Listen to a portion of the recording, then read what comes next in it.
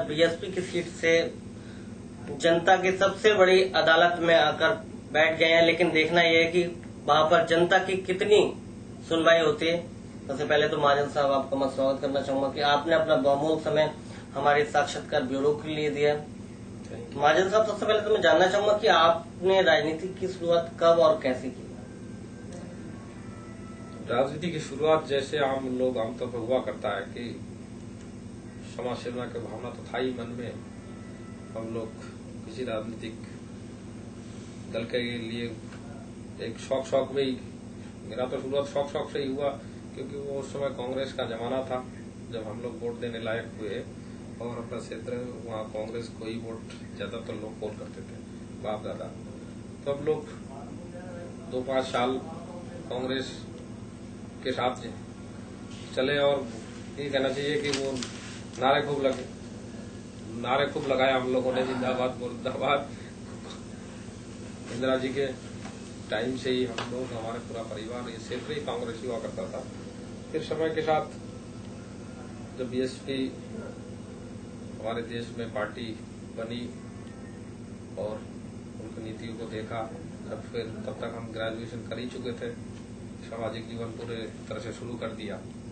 तो हमने 96 में बीएसपी ज्वाइन कर लिया और तब से बीएसपी में हूँ और आज बीएसपी से ही विधायक। महाजन साहब, ऐसी कौन सी विशेषता है बीएसपी में जो आपने केवल बीएसपी ही ज्वाइन की?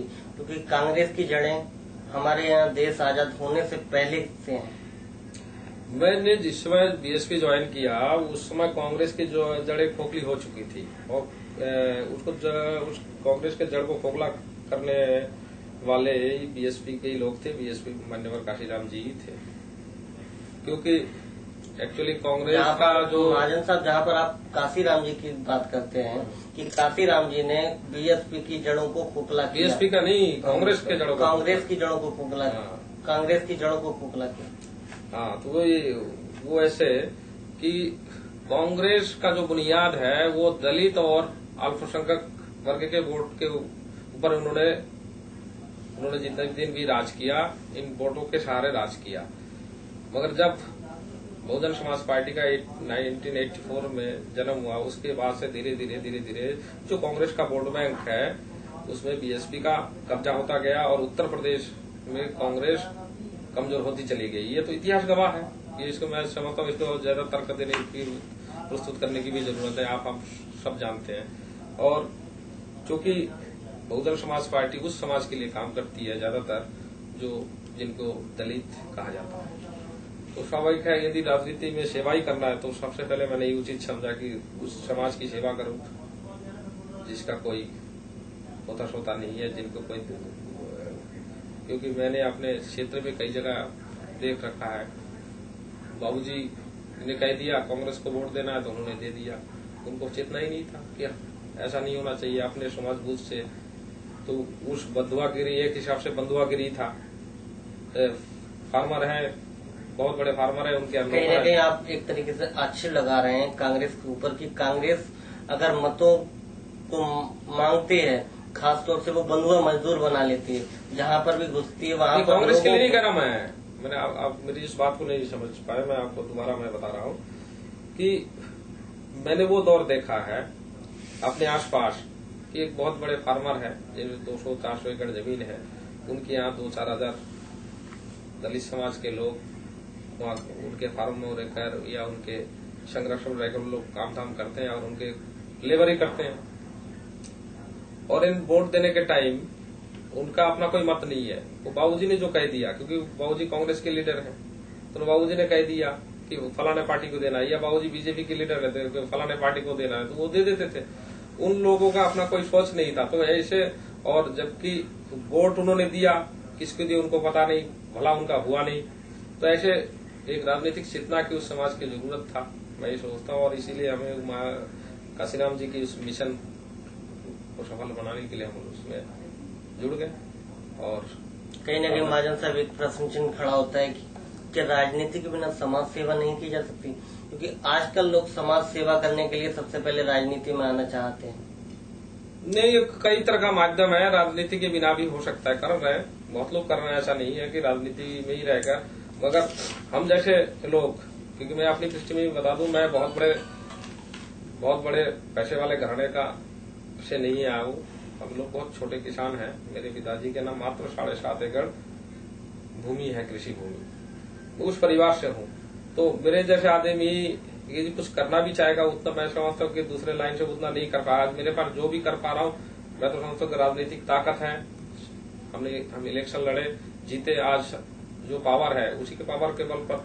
नहीं तो यदि प्रेमानंद महाजन एमएलए जब नहीं था तो कहाँ एसएसपी डीएम प्रेमानंद महाजन का कहना मानता था। आज मान रहा है क्योंकि विधायक है, तो इसलिए वो बेहतर तरीके से कर पा रहे हैं। मगर ये कोई जरूरी नहीं है, कोई आदमी यदि समाज सेवा करना चाहते बिना राजनीति के भी। महाजन साहब, एक नजर अगर आपके क्षेत्र की मुख्य समस्या के ऊपर डालें तो वो कौन कौन सी उजागर होकर आती है? देखिए, इस समय सबसे बड़ी समस्या तो है बेरोजगारी की हमारे यहाँ। जहाँ तक सड़क, पानी, बिजली की समस्या है तो ये भी है, मगर उतने मेरा क्षेत्र में आपने पूछा ही नहीं। मैं आपको बता दूं, मेरा क्षेत्र उधम सिंह नगर का जो पंत नगर गदरपुर विधानसभा क्षेत्र से मैं विधायक हूँ, आपको बताना चाहता हूँ। और बहुत डेवलप्ड एरिया है। जहाँ तक सड़क, बिजली, पानी बहुत क्राइसिस है, मगर उतनी मात्रा में नहीं जिसको हम अपने स्तर से दूर कर ही रहे हैं। जहाँ पर एक तरफ महाजन साहब इस बात की आप पुष्टि करते हैं कि वहाँ पर बेरोजगारी की समस्या, जब किसी कांग्रेस नेता से जब बात की जाती है तो खासतौर से वो लोग कहते हैं कि वहाँ पर 1500 इकाइयां खासतौर से वहाँ पर लगाई जा रही हैं। वहाँ पर बड़ी बड़ी इकाइयां लगाई जा रही हैं। अभी मैं हमारी पिछले दिनों वहाँ के मंत्री जी से बात हुई तो उन्होंने बताया कि वो कम से कम 1500 इकाइयों के द्वारा वहाँ की बेरोजगारी को दूर कर रहे हैं। वहीं पर आपसे जब बात तक की जा रही है तो आप कह रहे हैं कि वहाँ पर बेरोजगारी कूट कूट कर भरी है। मैं आपको ये बताना चाहता हूँ कि क्योंकि वहाँ जो 1500 इकाई कहाँ लगाया जा रहा है, ये आपके शायद नॉलेज में है या नहीं। वो हमारे उत्तरांचल में सिटकुल जो है द्वारा जो 3 जगह आपके एक औद्योगिक इकाई के रूप में विकसित किया जा रहा है। एक तो पंतनगर जहाँ का मैं विधायक हूँ, दूसरा सितारगंज विधानसभा के अंदर जेल, संपूर्ण जेल, खुली जेल का नाम आपने सुना है, उनसे जमीन लेकर वहाँ एरिया डेवलप किया जा रहा है। तीसरा जो है हरिद्वार में बीएचएल से कुछ जगह लेकर वहाँ फैक्ट्री वगैरह लगवाया जा रहा है, सिटकुल के माध्यम से किया जा रहा है। समस्या यह है कि उसमें वहाँ जो फैक्ट्री आ रही है वो टाटा बिरला जैसे लोग लगा रहे हैं, और उन लोग अधिकांश जो स्थानीय बेरोजगारों को वो चांस नहीं दे रहे हैं। वो दे रहे हैं किन लोगों को? वो लोग हैं जो कम पढ़े लिखे हैं, दिहाड़ी मजदूरी में ठेके के माध्यम से, वो भी किसी ने 1 महीने नौकरी कर ली। नौकरी क्या है? लेबर ही है।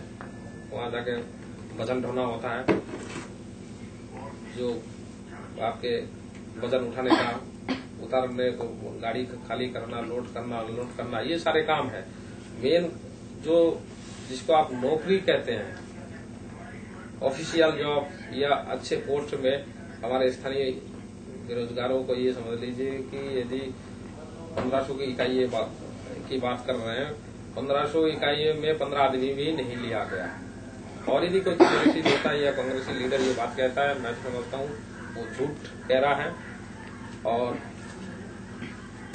कांग्रेसी नेता की बात, किस मंत्री की बात कर रहे हैं मुझे नहीं पता, मगर उन लोग सरासर झूठ बोल रहे हैं, गलत दावा कर रहे हैं। आप सर्वे कर लीजिए, करा लीजिए, तो आपको स्थानीय लोग मजदूर के रूप में आपको मिलेंगे।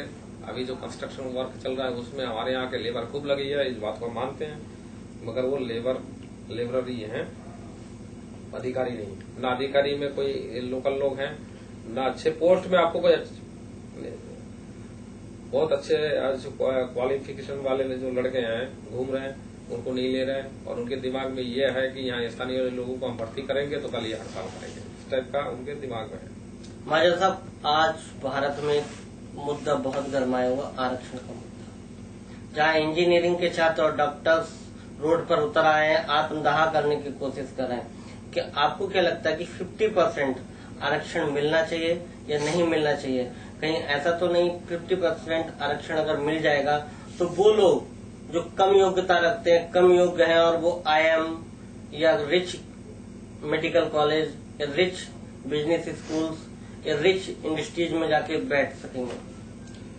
देखिए, रिजर्वेशन का जो फंडा है वो तो ये है कि जो जिन लोग कमजोर लोग हैं या समाज में जिनको वो गैर बराबरी समाज में वो स्थान उनको मिला नहीं, ये जात पात के चक्कर में, मनुवाद के चक्कर में हमारे यहाँ जो एक उसको जो हम लोग तो मनुवाद ही कहते हैं, बड़ा आपके अनुसूचित जाति के लोग, फिर आपके अभी तो एक बैकवर्ड, पहले बैकवर्ड क्लासेस तो था ही नहीं, पहले SC ST ही था।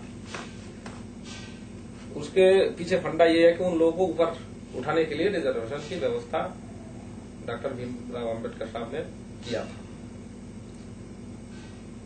वो उसी के तहत चल रहा है। और उसके बाद समय के साथ कुछ लोगों को राजनीतिक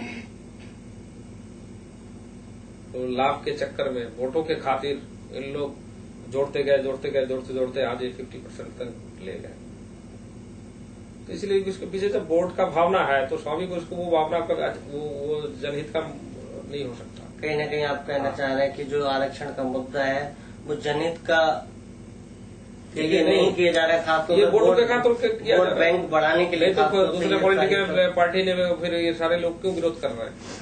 और आपको ये ध्यान होगा, अभी कुछ दिन पहले बहन मायावती जी का एक बयान इस आरक्षण के संबंध में छपा था।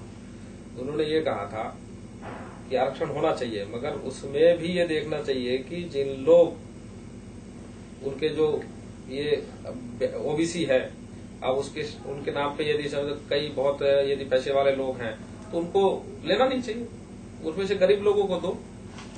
और इसके साथ साथ जो आपके सवर्ण जिनको माना जाता है, ब्राह्मण ठाकुर, उनमें से भी कोई गरीब लोग हैं तो उनको भी दे दो आरक्षण।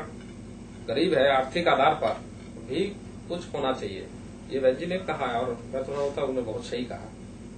देखिए,